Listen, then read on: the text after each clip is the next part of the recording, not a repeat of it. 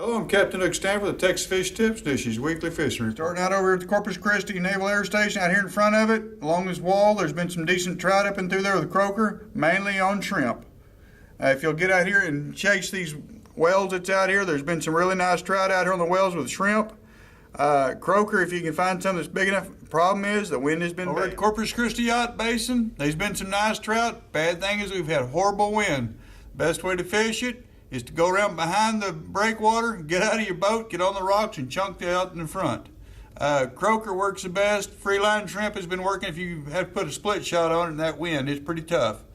But also, if you'll go on down through here, Recon Channel still holds some nice trout and some good reds. The water don't get near as muddy out here in here as it does out here in the bay. This little island right here at the causeway, we've been doing some pretty good on outgoing tide, using shrimp on bottom. There's some black drum. There's a few nice reds in there. There's also some rat reds, but there'll be some good reds in there too. Indian Point over here at the pier, they've been catching a lot of nice trout out there. Freeline and mullet is working the best. If you can find them, you go ahead and catch your own.